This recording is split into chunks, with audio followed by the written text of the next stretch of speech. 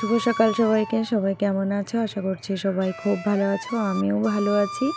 আমি ঋতু মল্লিক ব্লগে তোমাদেরকে জানাই অনেক অনেক ওয়েলকাম আর অনেক অনেক ভালোবাসা। আজ সকাল সকাল দেখো কতটা কুয়াশা পড়েছে। মাঝে দুদিন মনে হচ্ছিল পুরো গরমই পড়ে গিয়েছে। কুয়াশা পড়লেও তেমনভাবে শীত পড়েনি, কিন্তু একটা চাদরেও কাজ চলে যাচ্ছে। তো এটা হলো গাড়ির জলের বোতল, মানে গাড়ির ব্যাটারিতে যে জল দেয় সেই জলের বোতল। তো অনেকটা বোতল জমে গিয়েছে, ভাবলাম যে কয়েকটা কেটে একটু কাজের কাজ করা হোক। কত টাকা দিয়ে তো পট কেনা হয়, তো এটা দিয়ে নাই পট বানানো হোক। তো এই 4টে বোতল কেটে এর মধ্যে এই মাটিগুলো অনেক দিন আগে তৈরি করে রেখেছি, তো এই মাটিগুলো দিয়ে দিচ্ছি। আমাদের মানে এমনি যে মাটিগুলো ওটা বেশি একটা ভালো না, তো এই মাটিটা মাঠের থেকে এনেছিলাম। এর মধ্যে বালি, সার, তারপর একটু ছাই, এগুলো মেশানো রয়েছে। তো একটু সবজির খোসাও ছিল, সেইগুলো দিয়ে দিলাম। আর একদম নিচুতে সার বলছি, কয়লা দিয়েছি আর ছাই। আর এই সবজির খোসাগুলো দিয়ে এর মধ্যে মানে এর উপরে দিয়ে দেবো আমি এই মাটিগুলো। তো আস্তে আস্তে সবজির খোসাগুলো পচে সার তৈরি হয়ে যাবে। আর এর মধ্যেই দেখলাম মানে কুমড়ো কেটেছিলাম, কুমড়োর খুব সুন্দর বীজ ছিল। সেই বীজগুলো ওই পাতায় আমি তুলে রেখেছি। ভাবছি এর সাথে এই কুমড়োর বীজগুলো একটু লাগিয়ে দেবো একটা পটে। তো যদি হয় ভালোই হবে। কুমড়ো না হলেও যদি শাক পাতাও হয় তবুও কিন্তু খেয়ে মানে খাওয়ার কাজটা তো হয়ে যাবে। আর আমার কুমড়োর থেকে ওই কুমড়োর শাক পাতাই বেশি ভালো লাগে। আমার এই ছোটো উঠানের জায়গাটা খুবই কম, খুব বেশি একটা জায়গা নেই।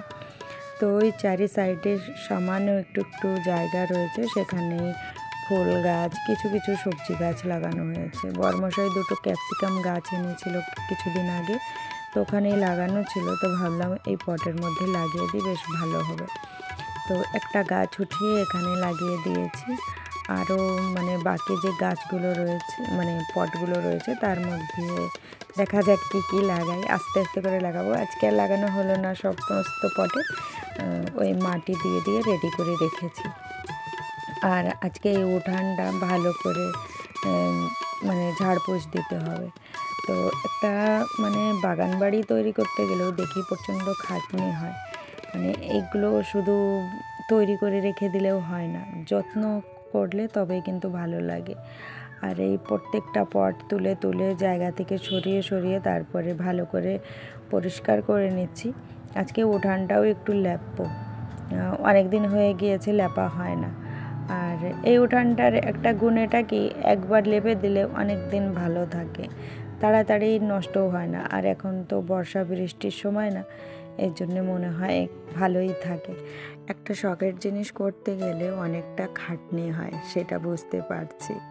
আসলে না খাটলেও তো সেটা সুন্দর দেখা যাবে না। আমি যদি ফুল গাছ, ফল গাছ বা সবজি গাছ লাগিয়ে এমনিতেই রেখে দিই, সেটা তো আর এমনি এমনি হবে না, ওটার পেছনে একটু কষ্ট করতেই হবে। তো সময় মতন জল দেওয়া, সময় মতন ওদের খাবার দেওয়া, মানে কোন সময় ওদেরকে কি খাবার দিতে হবে সেগুলো দিতে হয়। আমি বেশি একটা জানি না, কিন্তু এখন ইউটিউব দেখে দেখে বোঝার চেষ্টা করছি, শেখার চেষ্টা করছি যে গাছে কোন গাছে কি খাবার দেব। তো ওই আমার রান্নাঘরের থেকে যেটুকু আমি গোছাতে পারি সেই সব খাবারই দিই, এক্সট্রাভাবে কোনো কিছু কিনে কিন্তু দিই না। তো সেগুলো দিয়েই দেখছি যে বেশ ভালোই হয় গাছগাছালি। কারণ আগে এই সমস্ত জায়গাতে গাছ বা অন্য কিছু গাছ, ফুল গাছ, ফল গাছ বা সবজি গাছ লাগিয়ে কোনো রকম কোনো ফল পেতাম না, কিন্তু এখন দেখছি যে না, বেশ ভালো, গাছগুলোর কায়দা বায়দা বেশ ভালো হয়ে আসছে, আর নিজেরও ভালো লাগে। আর এই সমস্ত জিনিসে একটু ব্যস্ত থাকলে মনটা সত্যি ভীষণই ভালো থাকে, কোনো টেনশন থাকে না। বরঞ্চ ওই যত্ন করার পর যখন দেখি গাছগাছালি বেশ ভালো হচ্ছে, মন মেজাজটাও খুব ভালো হয়। আর সকালবেলায় উঠেই তো আমার প্রথম কাজ হলো গাছগুলোর দিকে একটু একটু নজর দেওয়া। প্রথমেই আমি কিন্তু ঘুম থেকে উঠেই কারোর মুখ না দেখে আমি চলে আসি গাছগুলোর দিকে দেখতে। আর ফুল গাছগুলোর দিকে তাকালে এত ভালো লাগে কি আর বলবো। এখনও যেহেতু নতুন নতুন শুরু করেছি, এখনও খুব বেশি ফুল গাছ না হলেও যেটুকু আছে সেইটুকুই আমার খুব ভালো লাগে। এখন তো শীতের যে সমস্ত ফুল ছিল সেইগুলোই লাগিয়েছিলাম, তো ভালোই হয়েছে। আর আস্তে আস্তে এখন তো গরম এসে যাচ্ছে, দেখা যাক আমার বাগানের কি অবস্থা হয় বা কি লাগাতে পারি। তো এই সাইডটা লেপা হয়ে গিয়েছে, এই সাইডটা প্রত্যেকটা ফুল গাছের টবগুলো রেখে দিচ্ছি। আর এই সাইডটা এখন লেপতে হবে। ছোট উঠান, লেপতে বেশি সময় লাগবে না, কিন্তু কি বলো তো, আমার যে ঝাড়ুটা দিয়ে উঠানটা লেপবো সেই ঝাড়ুটা হচ্ছে অনেক লম্বা, আর লম্বা ঝাড়ু দিয়ে উঠান লেপতে একটু কষ্ট হয়। ছোট ঝাড়ু হলে কিন্তু খুব সুন্দরভাবে লেপা যেত। তো এই দেখো আমার উঠানটা প্রায় লেপা কমপ্লিট হয়ে গিয়েছে, আর এখনও লেপা পোছা বাকি রয়েছে। ঘরের ডোয়াগুলো সুন্দর করে লেপতে হবে, তো সেইগুলো লেপলেই আমার লেপা পোছার কাজ আজকে কমপ্লিট হয়ে যায়। তো এই ডোয়াগুলো লেপতে কম সময় লাগে না, অনেকটা সময় লাগে। আর আমি একটু স্লো আছি, তো এই জন্যে আমার প্রত্যেকটা কাজ করতে আমি কাজ করতে করতে অনেকটাই পিছিয়ে যাই।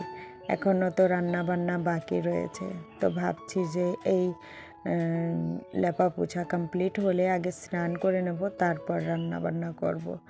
তো এখন দেখো ঘরের প্রত্যেকটা কোণা কানাচি আমার লেপা হয়ে গিয়েছে।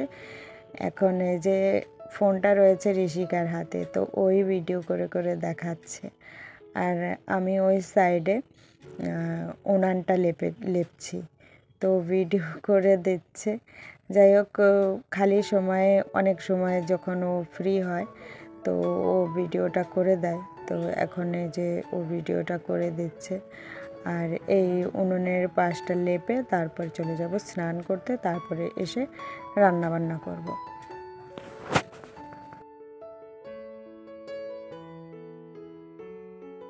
তো আজকে আমি রান্না করব আলু মাটারের তরকারি আর কাঁচা টমেটোর টক।